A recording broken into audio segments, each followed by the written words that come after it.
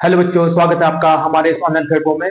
आज हम आपको क्लास 10 का जो क्वेश्चन हमने स्टार्ट किए थे, जिसमें कि हम एक ही क्वेश्चन करा पाए थे, जो चैप्टर नंबर आपका 9 चैप्टर है क्लास 10 का, त्रिकोणमिति क्वेश्चन प्रयोग, आपको बोर्ड पे दिख रहा होगा। तो इसको कंटिन्यू करते हैं। इसमें क्वेश्चन नंबर 2 को लेकर चलते हैं। क्वेश्चन नंबर 2 हमने नहीं करवा पाए थे, ठीक है। तो यहाँ पे क्वेश्चन नंबर 2 में क्या बोला गया है कि आंधी आने से एक पेड़ टूट जाता है। मान लीजिए कोई पेड़ है ना, ठीक है। आंधी आई और ये टूट जाता है। मान लीजिए यहां से टूट गया और टूटा हुआ भाग जमीन को छूता है और जमीन के साथ क्या करता है, 30 डिग्री का कोण बनाता है। ये आपको प्रश्न में दिया गया है। और पेड़ के पाद बिंदु से यानी कि आधार पॉइंट से जहां पेड़ का शिखर जमीन को छूता है, उनके बीच की दूरी 8 मीटर है। ये हमको प्रश्न में दिया हुआ है। हमको बोला गया कि पेड़ की ऊंचाई ज्ञात कीजिए। तो हम पहले क्या करते हैं, इसको मान लेते हैं कि ये जो हमने ट्रायंगल बनाया है ना, इस प्रकार का ट्रायंगल बन रहा है, क्योंकि यहाँ पे त्रिकोणमिति अनुपात का प्रयोग होना है। तो यहाँ पे क्या होगा,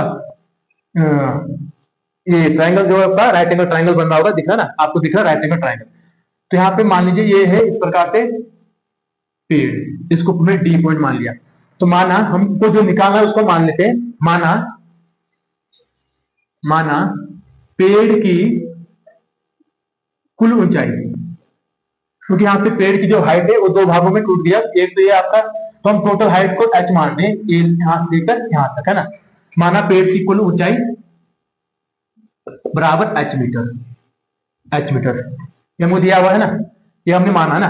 दिया क्या हमको, यहाँ पे जो दिया है, जो हमको गिवन है क्वेश्चंस में, वो क्या गिवन है कि पेड़ के आधार से पेड़ के आधार से जहां पेड़ का शिखर छूता है, जहां पेड़ का शिखर छूता हुआ, टच कर रहा है, जब गिरने के बाद छूता है, के बीच की दूरी बराबर 8 मीटर, ये हमको दिया हुआ है। और साथ ही हमको क्या दिया है, थीटा, कोण दिया है ना। तो कोण किसके बीच बन रहा है ना। तो आप थीटा सीधा मान लीजिए, थीटा बन रहा है आपका 30 डिग्री। और ये किसके बीच का है, जो कोण है वो आपका है पेड़ के शिखर जहां पे टच करा और जमीन के बीच, है ना। तो आप इसको ऐसे लैंग्वेज बना लेंगे। अब यहाँ पे आप देखेंगे हमको ये निकालना, एच निकालना है। तो ये दो भागों में इतना ए और ए हमको फाइंड आउट करना पड़ेगा। तो कहीं ना कहीं आप देख पाएंगे जो सी डी है पॉइंट आपका, जो लाइन सी डी ऊपर है इसके बाद का, वो सी डी इक्वल टू आप इसको ए सी कर सकते हो। कैसे, क्योंकि यही वाला भाग तो टूट कर नीचे आया, तो जितना पेड़ ऊपर रहा होगा उतना यहाँ क्या हुआ, ए नीचे आ गया। तो सी डी बराबर ए सी। फाइनली हमको इससे क्या करना है, इस त्रिभुज में जो समकोण त्रिभुज बना है, हमको बी सी और ए सी निकालना है ना। तो हम क्या करते हैं, समकोण त्रिभुज ए बी सी में क्या हो जाएगा, यहाँ पे हमको आधार दिया हुआ है और लंब, तो लंब बटे आधार लगाएंगे। तो लंब बटे आधार आपका लगता है tan थीटा में ना। तो समकोण त्रिभुज ए बी सी में tan theta is equal to लंब बटे आधार, यानी कि लंब कितना बी सी बटे आधार कितना ए बी, ठीक है। और थीटा का मान कितना हमारे पास 30 डिग्री। तो tan 30 is equal to B C कितना है, बी सी को आप अभी बी सी ही इसको एडजेक्टिव है, क्योंकि एच जो है वो पूरी B C plus C D है ना, पूरी है, ठीक है ना। तो बी सी और ए बी कितना 8। अब tan 30 का मान कितना होता है 1/√3, बी सी अपॉन में 8, है ना। तो यहाँ पे क्रॉस मल्टीप्लाई कर देंगे तो बी सी इक्वल टू आपका आ जाएगा 8/√3। अभी इसका हर का परिमेकरण नहीं करना, लास्ट में एक साथ करेंगे, है ना, क्योंकि अभी इसकी डिस्टेंस जानिए कितना ना, ठीक है, इसके लेंथ जानिए। ये आ गया बी सी आ गया। आप करेंगे पुनः फिर से क्या, समकोण त्रिभुज एबीसी में क्या हो जाएगा, यहाँ पे अप्लाई करेंगे। देखो यहाँ पे लंब बटे, आप चाहो तो इसके साथ अप्लाई कर सकते हो ना, तो लंब बटे, अगर ये कर्ण बटे आधार ले सकते हो ना, या फिर आप क्या सकते हो, यहाँ पे कर्ण बटे ये आपका लंब और कर्ण में संबंध बना, क्योंकि हमारे पास ए भी आ गया, बी सी भी आ गया, ए भी है हमारे पास दोनों चीजें। तो आप लेंगे, हाँ, लंब बटे कर्ण लेंगे तो आता है साइन थीटा में, कितना आता है साइन थीटा में, लंब बटे कर्ण। तो लंब बटे कर्ण यानी कि बी सी बटे में ए सी हो जाएगा। अब साइन 30 डिग्री, थीटा वही आपका सिमिलर, वही कोण, उसी कोण की बात कर रहे हैं। तो साइन 30 डिग्री बराबर बी सी का मान आप यहाँ पे पुट कर सकते हो, कितना था 8/√3, अपॉन में ए सी आ जाएगा, अपॉन में ए सी, ठीक है। और साइन 30 का मान कितना होता है 1/2 होता है।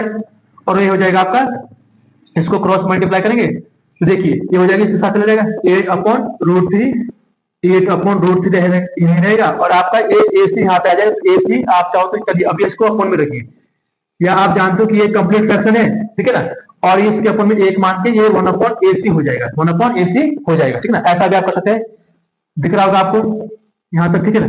अब हमने क्या करना है, हमने जो किया, हमको ए सी चाहिए, तो ए सी यहाँ पे गुणा में यहाँ पे आ जाएगा ए सी, है ना, इजिकल अपॉन ए आपका क्रॉस मल्टीप्लाई कर जाएगा, तो 2 8 16/√3, ये आ गया ए सी का मान, इसका मान आ गया ए सी का, और ए सी किसके बराबर है, सी डी के बराबर, मतलब कि ए मान हमारे पास आ गया, ए मान हमारे पास आ गया। अब हमारे पास पेड़ की कुल ऊंचाई, पेड़ की कुल ऊंचाई कितनी मिलती है, h, है ना, अथवा हम कह सकते हैं, अथवा पेड़ की कुल ऊंचाई, पेड़ की तो टोटल हाइट है, कुल ऊंचाई, कुल ऊंचाई कितनी हो जाएगी, एच इज इक्वल टू, हम कह सकते हैं जो एच हमारे पास वो है B C plus C D, और सी डी किसके बराबर है, ए सी के बराबर, तो ए सी का जो मान हम यहाँ पे पुट कर देंगे, तो बी सी का मान कितना है, बी सी का मान है 8/√3 प्लस सी डी का मान कितना है, सी डी है आपका ए डी के, ए सी के बराबर, ए सी का मान कितना है आपके पास 16/√3, ये आ गया हमारे पास पेड़ की कुल ऊंचाई। अब क्या यहाँ पे हर समान है, एच इज इक्वल टू क्या हो जाएगा, √3 कॉमन आ जाएगा, है ना, हर समान है, 16 8 आपका 24 हो जाएगा। कभी भी हम क्या करते हैं, क्वेश्चन को सॉल्व करते हैं, अपॉन में इरेशनल नंबर नहीं रखते, तो इसका हर का परिमेयकरण कर देंगे, हर का परिमेयकरण करने पर रैशनलाइजेशन, एच इज इक्वल हो जाएगा 24 इंटू अपॉन में √3, तो हर का परिमेयकरण करने से क्या होगा, √3 को ऊपर से मल्टीप्लाई कर देंगे, दिख रहा है यहाँ पे इसको सॉल्व कर लेते हैं, तो हो जाएगा 24√3 अपॉन में √3 का 3 हो जाएगा, कितना है 3, तो आपका एच जो आएगी वो आ जाएगी, इससे 1 कट जाएगा, कितना टाइम 8 टाइम्स, तो एच इक्वल टू आ जाएगा 8√3, ये आपकी पेड़ की कुल ऊंचाई रहेगी, कितना एच इक्वल टू आ गया 8√3, और ये आपको क्या रहेगा, करेक्ट आंसर रहेगा, ठीक है ना, ये आपका करेक्ट आंसर रहेगा। तो उम्मीद करता हूं आपको समझ में आया होगा। इसके साथ ही हम करते हैं नेक्स्ट क्वेश्चन पे।